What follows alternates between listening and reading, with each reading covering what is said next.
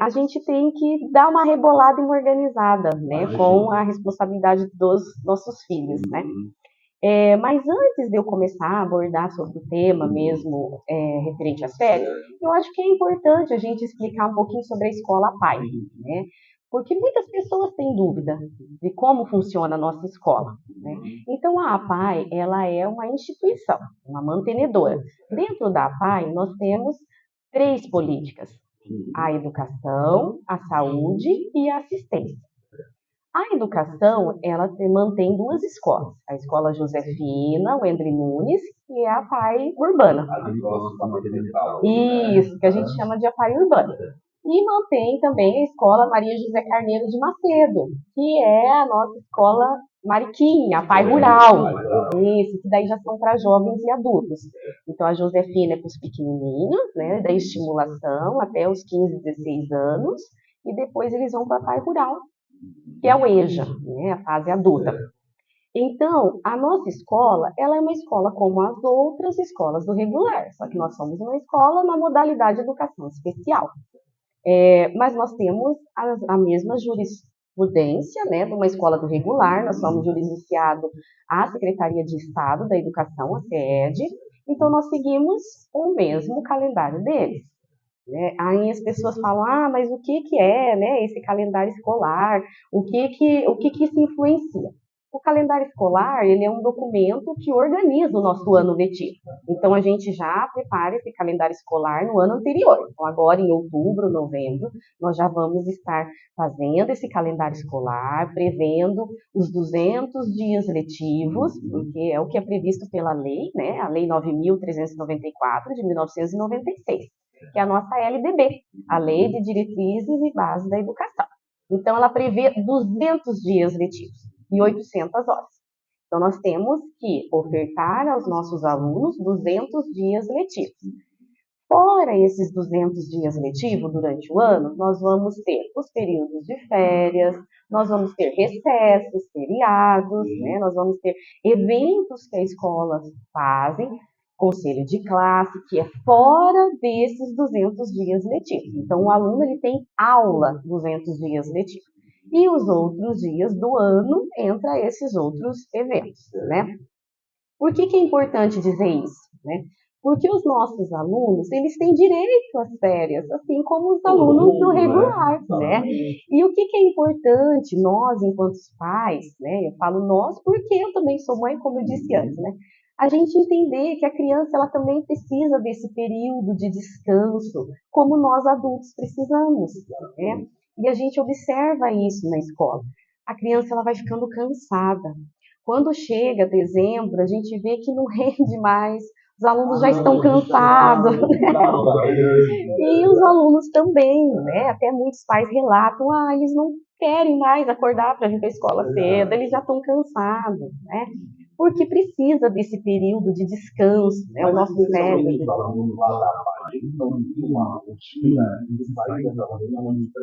Isso é uma ótima pergunta, né? Por quê? Principalmente os autistas, né? Eles precisam de rotina. Só que todos nós precisamos de rotina, né? Nós adultos e as crianças mais ainda. Por isso que o que a gente orienta os pais a criarem uma rotina em casa com os filhos. Porque os pais já vão saber que nesse período essas crianças vão estar em casa. Né? Então, no início do ano, quando inicia as aulas, eles recebem o calendário escolar e os pais sabem que vão ter nesse período do ano, né, 2 semanas de férias e depois no final do ano. Então já crie uma rotina com essas crianças. E nós, enquanto pais também, a gente tem que pensar no que vamos fazer com nossos filhos nesse período, né? Alguns pais conseguem ficar em casa, ou a mãe, ou a avó, alguém ficar em casa com as crianças. Outros não conseguem, né? Trabalham o dia todo, não conseguem férias no serviço junto com as férias escolares. Então é necessário já se pensar antes, né? A rede familiar, né? Vai ter uma proximidade mais com os avós, com o tio, quem vai ficar com essa criança, né? E pensar. A primeira semana vai ser bem difícil, né? porque o período que ele está acostumado a levantar de manhã e ir para a escola. E nessa semana isso não vai acontecer. A primeira semana vai ser bastante complicado. E o retorno também é tão complicado quanto a saída ou não. A estresse tanto na saída como na chegada ou não? Sim, a gente percebe sim uma diferença. As crianças, quando já estão próximas das férias, eles já estão cansados, né? Mas eles gostam da escola, eles gostam de estar lá. E como você disse, né, eles já estão acostumados a acordar cedo, ir para a escola ou no período da tarde, né? Geralmente quem estuda à tarde são crianças que já tomam medicação mais forte, que acordam um pouquinho mais tarde, né? Então eles já estão acostumados com essa rotina. Então, em casa, a gente pede para que os pais continuem com a rotina de casa. Muitos dos nossos alunos, eles fazem atendimento de saúde no período do contraturno, né? Igual estudam de manhã e no período da tarde fazem atendimento de saúde. Né? A PAI é uma escola, mas é uma escola clínica também. Também auxilia na saúde dos alunos. Como eu disse, nós temos 3 políticas lá dentro, né? Nós temos a educação, que é a escola, e nós temos a saúde, também, né? E o contrário também é verdadeiro. A PAI não é só um lugar para tratar as pessoas que precisam, não. A PAI também é uma escola. Então, é bom que essas coisas estão lado a lado, né? É importante que quem vai para a PAI vai para aprender. Isso, vai para algum desses segmentos, né? Porque lá na PAI, instituição, a parte da saúde, também atende crianças que não estudam na escola na PAI, né? Atende crianças do município que estudam em outras escolas do regular. É uma instituição que abraça muito a causa da pessoa com deficiência, né?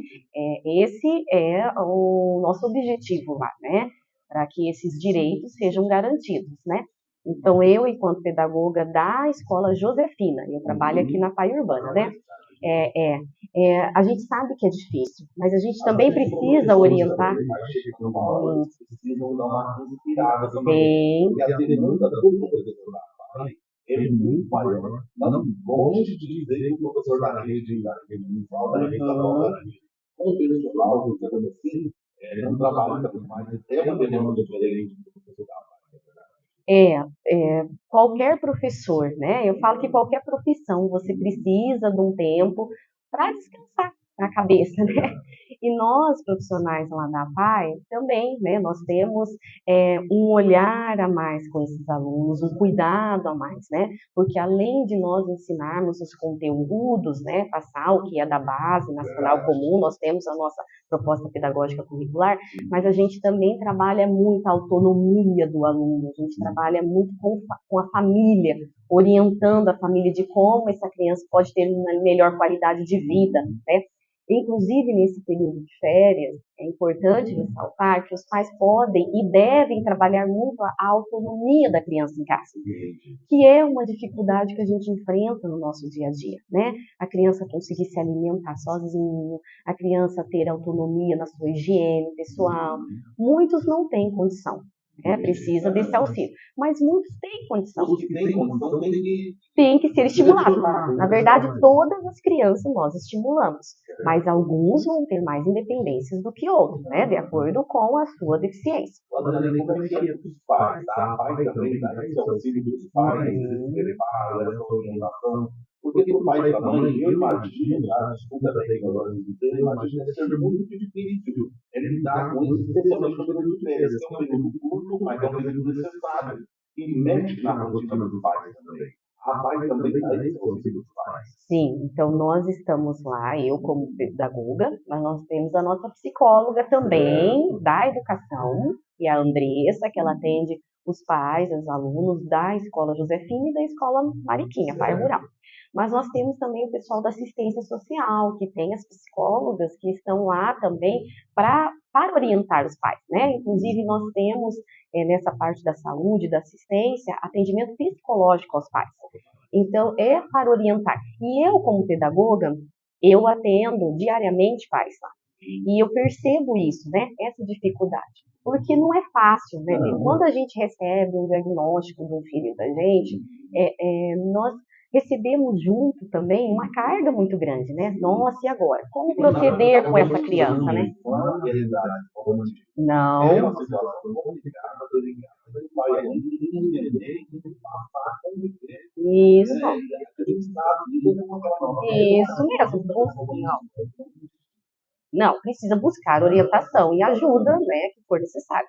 Buscar essa orientação, né? E eu percebo isso no dia a dia. Os pais, eles precisam muito de orientação, né? De como lidar com o filho, a questão da frustração, a questão do limite, né?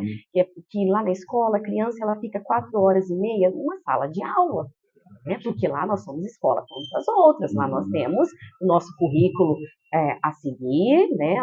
E lá também a nossa organização com os alunos são semestral. Então, a nossa avaliação é semestral, nós temos um plano de atendimento individualizado, que é o PAI, que chama, para cada aluno. Então, cada aluno, os professores pensam nas necessidades dele, nos objetivos a serem alcançados naquele semestre. Então, quais são as potencialidades dessa criança? O que eu posso trabalhar em cima do pedagógico e também da qualidade de vida do dia a dia, né? Então, ao final desse semestre, é feita uma avaliação. O que esse aluno conseguiu atingir, o que eu vou ter que manter para o segundo semestre. E agora, no retorno das férias, que os alunos retornam dia 24, né, na quarta-feira. Por quê, né? Então, eles tiveram 2 semanas de recesso. Aí, na segunda e terça, os professores retornam, dia 22, dia 23, para a formação continuada, né? Estudo e planejamento. Quais são as maiores dores dos pais? É essa falta mesmo de informação, é essa falta de orientação, de como lidar com esse diagnóstico do filho, né? De como lidar. É a maior dificuldade assim, que a gente encontra. Os pais precisam muito de orientação, de como lidar com a situação nova, né? E agora, né? Meu filho tem um diagnóstico, como proceder, né, com isso? Só que nós somos uma escola especializada, né? Os profissionais que lá trabalham, eles estão lá para lidar com essa situação. Então, é importante que os pais venham até nós, venham procurar esse auxílio, né? Muitas vezes a gente chama o pai na escola, convida os pais na escola, e a gente entende que tem a questão do trabalho, né? Mas é importante tirar um tempinho e ir lá para nos ouvir, porque a gente consegue falar para o pai, olha, nós observamos que teu filho tem essa dificuldade, mas ele tem essa potencialidade, faz isso e isso com ele, né? Trabalha essa autonomia com ele, trabalha isso com ele, porque a gente consegue direcionar um pouquinho mais a vida desses pais, que não é fácil, né? Cada um tem suas possibilidades. Outros têm no municipal, mas todo mundo tem possibilidades, também tem coisas que você não tem habilidade de ajudar. Tem que parar com essa visão do coitadismo e entender que eles têm habilidades e tem que ser desenvolvido. Nós acreditamos nisso, né? Por isso que nós estamos lá. Nós acreditamos que todo ser humano tem condição de aprendizagem, cada um dentro da sua limitação. E basta estimular. Nós estimulamos os nossos alunos desde que eles entram na estimulação essencial. Então, é isso que nós passamos para os pais. Muitas vezes os pais não conseguem enxergar a qualidade que o filho tem, a potencialidade, né? Nós até quando nós fazemos reunião de pais no início do ano, a gente tem um questionário e pergunta para eles. De proteger, né? Isso. É bom, é saudável, é natural, mas acaba falando. Sim, é essa vontade de superproteção, né? Então ele tem uma deficiência intelectual, então ele tem um autismo. Então, mas o que a gente sempre fala para eles, né? Eles são nossos alunos, eles passam pela nossa vida. Hoje, esse ano com a professora, o ano que vem com outra professora, a gente deixa muitas marcas, a gente ensina muita coisa. Mas os filhos são deles e vai passar o resto da vida com eles, né? E a gente tem que criar um filho para ser o mais independente possível, porque nós não vamos estar aqui o resto da vida, né? E nem os pais, né? Eu vou dizer dessa maneira, os alunos da realidade do mundo com os alunos da é diferente ou ainda o preconceito ainda está nos olhos ainda? Infelizmente tem esse preconceito. Infelizmente tem esse preconceito com a instituição APAE, o nome APAE, né? Sim, por falta de informação, porque o que é o preconceito? É eu ter um conceito antes de conhecer, né? Um pré-conceito. Então, as pessoas ainda têm muita visão de que a PAI não é escola, né? Que os filhos vão para lá, isso, né? Que vão estar lá para brincar, para ficar. E não, nós somos uma escola como as outras, nós temos todas as documentações e até um pouquinho mais do que escolas do regular, né? E nós trabalhamos conteúdo com os alunos, né? O que diferencia a nossa escola das outras escolas do regular? É o tempo, né? O tempo, a forma como nós trabalhamos a nossa metodologia, os professores são especializados, e temos a nossa metodologia, que é o abacadá, que a gente trabalha sílabas, que é uma metodologia própria para a criança com deficiência intelectual. E como é que é feito dentro da você tem lá 150 crianças, tá? Um exemplo aqui.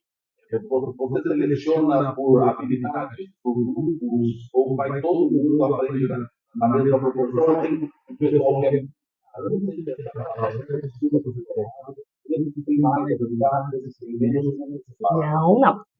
Não. Nós seguimos uma legislação, como eu disse. Então, lá na Josefina, nós temos 180 alunos que estão matriculados da estimulação essencial até o segundo ciclo, que corresponde ao segundo ano.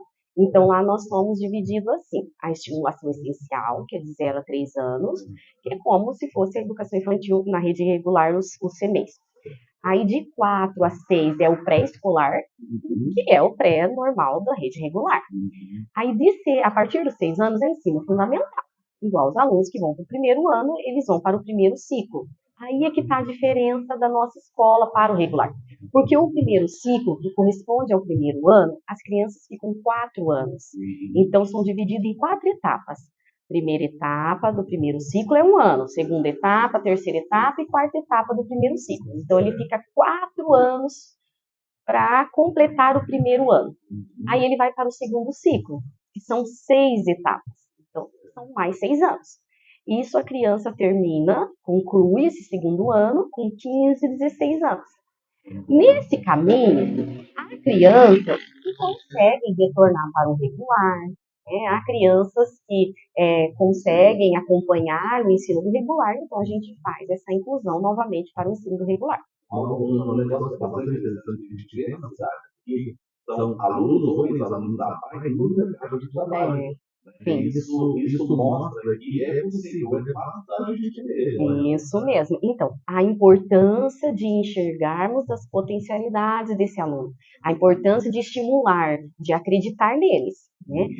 Muitos alunos têm condição de estar no mercado de trabalho, sim. Então, quando eles vão para a EJA, que é a PAI Rural, os alunos que não voltam para o regular, né, vão para a PAI Rural, que fazerem a EJA, que corresponde ao primeiro ou quinto ano. Então, lá é trabalhado, sim, o mundo do trabalho com esses alunos. Então, os alunos que têm condição de ser inserido no mundo do trabalho, o pessoal da assistência social, junto com os psicólogos, os professores, fazem esse trabalho de encaminhamento. Com importância também das empresas, né, de abrirem as portas para esses alunos, né, para essas pessoas que se dedicam. Quando eles vão para o mercado de trabalho, eles se dedicam muito. É muito bonito de ver. Eu já trabalhei anos também lá na PAI Rural e tinha alunos que trabalhavam, né, no contrator, né? Eles ficam muito empolgados, eles se dedicam muito, embora eles precisem de uma supervisão um pouquinho maior, né? Mas é importante a sociedade, né, o comércio, as empresas, abrirem as portas para essas pessoas, né, que também precisam dessa autonomia. Gente, o assunto aqui era totalmente diferente de onde a gente chegou, mas é tão interessante o trabalho que ela faz. E a gente acaba, mas claro, a gente passou aí pela situação dos pais. A gente volta um pouquinho ainda mais. Mas é muito interessante esse trabalho que ela faz. Porque a Ana falou, você para com a instituição, tem que uma maneira de resolver isso. A gente uma visita vai conhecer de perto o trabalho da Muito importante, né? Nós estamos sempre com as portas abertas para receber a população. Agora, no mês de agosto, nós temos a Semana Nacional da Pessoa com Deficiência Intelectual e Múltipla. Obrigada, eu vou assim. É um momento também que as pessoas têm para conhecer um pouquinho mais sobre a instituição, né? E muitos pais vão até a escola para conversar comigo, para procurar a instituição, para conhecer, né? Quando o filho recebe algum diagnóstico, eu convido a ir para conhecer, né? Porque não é porque a criança está indo para a escola, pai, que ela não vai ter condição de vida, de autonomia na sociedade, não, bem pelo contrário. Como é que você recebe os pais de primeira viagem? Chega com o diagnóstico. Esse é um momento bastante tenso e você, como pedagoga, tem que ser muito profissional. Tudo que você fala ali é o que vai levar para sempre. E marca muito, marca muito. E eu, como mãe, eu sou humana também. Eu vou confessar que eu já chorei em avaliação, porque todos os alunos que entram para estudar ali na Escola Josefina passam pela minha avaliação, né? É uma avaliação pedagógica, onde eu identifico se o aluno é nosso ou não, porque não é porque tem o diagnóstico de autismo ou outro diagnóstico que é aluno nosso, né? Para estudar na nossa escola, ele tem que ter a deficiência intelectual. Então, além das outras comorbidades ou até mesmo transtornos, né? Então, passa por essa avaliação onde eu consigo observar se o aluno é nosso, se não é, como que eu vou inserir esse aluno, né, na turma que corresponde à idade dele, né? Mas não é fácil, porque eu falo que vem um luto junto com aquela mãe, né? Aquele pai vem um luto também ao receber um diagnóstico, né? Então, eu já me emocionei muito com mães ali, mas ao mesmo tempo eu me coloco num lugar de orientação, né? Então, mãe, o que eu sempre falo para elas, ele continua sendo seu filho, ele só tem um diagnóstico a mais, que vai requerer um trabalho a mais, um olhar diferenciado. Mas eu acredito, Nil, que se a gente recebe uma criança tão especial assim, é porque Deus também acha que somos especiais para dar conta dessas crianças, né? Eu também acho que sim, é muito aprendizado, é muita doação que os pais precisam ter com essas crianças, né? Então eu penso que também são pessoas muito iluminadas que Deus colocou no caminho porque tem um propósito, né? Então nós, enquanto instituição, estamos lá para auxiliar esses pais, porque os filhos são deles, né? Está convidado todo mundo a conhecer a página. E eu convido vocês para conhecer a página, porque vale muito a pena conversar com vocês. Eu me chamo muito de chegar na nossa, foram nossos 25 minutos de bate-papo com isso. Nossa, já? Eu tinha muita coisa ainda para falar. Mas desde já outras oportunidades lá no nosso estudo, vai ser muito bom receber e agradecer o seu tempo, né? Você estava de férias, está de férias. Eu já retorno. Mas você arrumou um tempinho para conversar com a gente só. A gente muito feliz. Muito obrigado por ter vindo. Eu espero com certeza uma nova oportunidade. Eu posso falar só mais um minutinho sobre as férias escolares? Reforçar a importância dos pais deixarem memórias afetivas com os filhos nesse momento. Porque quando nós éramos crianças, a gente lembra das nossas férias, né?